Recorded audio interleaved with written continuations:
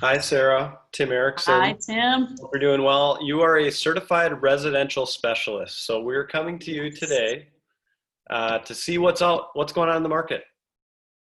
What are you seeing? Well, the home buyers market stayed strong during COVID, but a lot of sellers were stuck at home or working from home or whatever. So they couldn't let people come in and see their houses. So the buyers were still looking online because they were still stuck at home too with nothing better to do. And we got this pent up demand that just kept building, right? Even though everybody was stuck.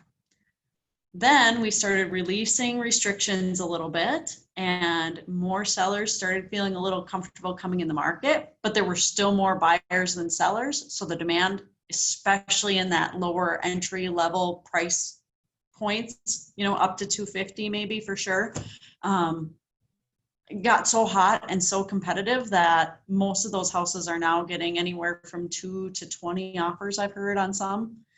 And best buyer wins, right? And it's not always about price, but the most secure offer. So it's competitive out there.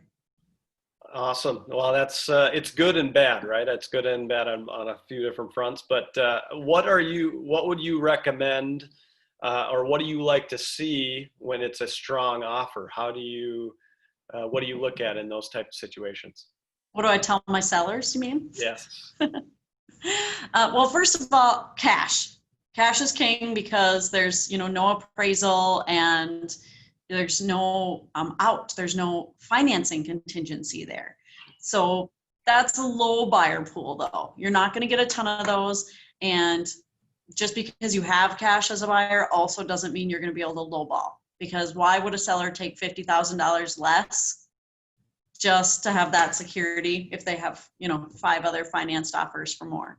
So the next step that we look at is the type of financing.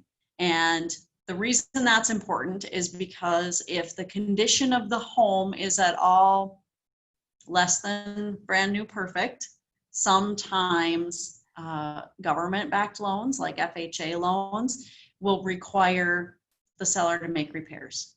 And so if a seller doesn't want to make repairs, we oftentimes throw out those loans. We also, if the bidding goes really high, might throw out an FHA loan, because if the appraisal comes back low, we're stuck with that. You can probably speak more to that, and we just don't want to have that cloud hanging over our head. How long are those FHA appraisals sticking again, Tim? They're 120 days, and they Yep. are portable. So, which means that if one lender orders it and you get it because it's all through FHA, it sticks with the property. So even if the next person comes Right. in and they want FHA, they have to use that same appraisal that was just finished, which is, not the same for conventional and that type of thing. So, Right. yeah, So definitely. that's still the same. And we've been talking to buyers and sellers about when you're FHA and you're overbidding on a property, that can just shoot everybody in the foot. So we try to avoid FHA for that reason too. Um, Conventional loans are obviously what we're angling for as a seller and a seller's agent. We want people with higher down payments, paying their own closing costs, and we usually try to make sure that they're in a secure job field now because of COVID, so that we don't have to worry about that very last second employment check that goes south because somebody got laid off or just had a temporary absence from work due to the times that we're in right now. So Hmm. if we can't get cash, the next best thing that we're looking for is a conventional offer that can pay their own closing costs, because appraiser will not factor that into the price. And so if you get a low appraisal, then we'll say we're not paying your closing costs. And if you can't pay your own, you could be SOL on that. So Hmm.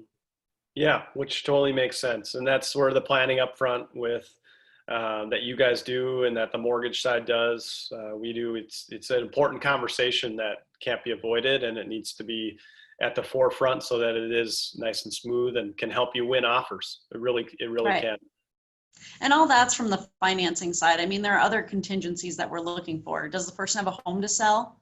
If they do have a home to sell, is it already under contract? Is that contract through inspection and its own appraisal? And then we kind of have to do some diligence on that deal to make sure that one's going to hold together too.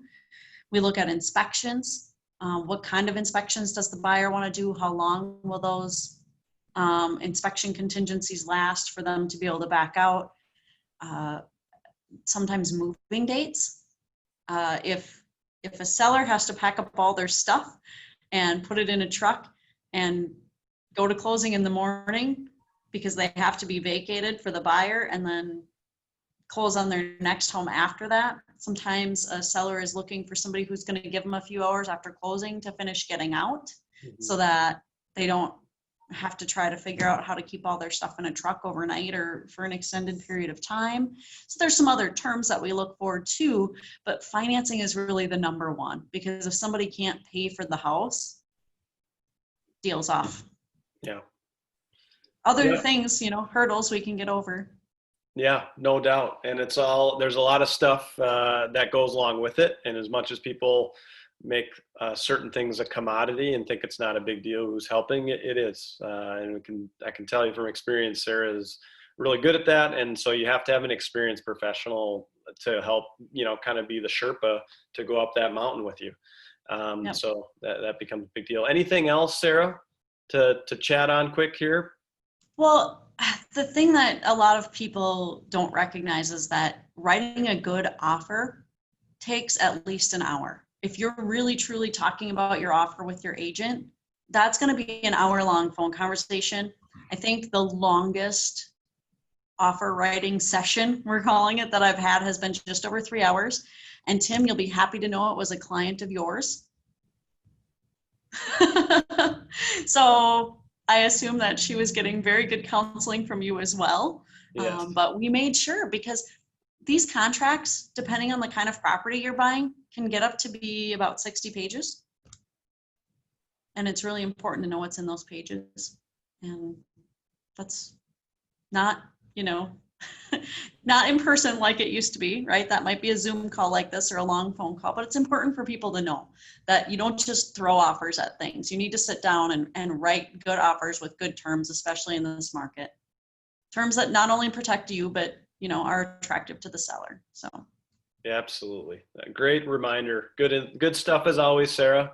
Thanks, Tim. Where can people find you if they want you to help them with all of this stuff? Well, callsarahfirst.com is my website. Sarah's spelled with an H. You can email me, sarah@callsarahfirst.com, or call, text, not late at night. We're all on cell phones now, remember, 651-964-0289. Awesome. Thanks, Sarah. Appreciate it. Thanks, Tim. Have a great day. You too. Bye.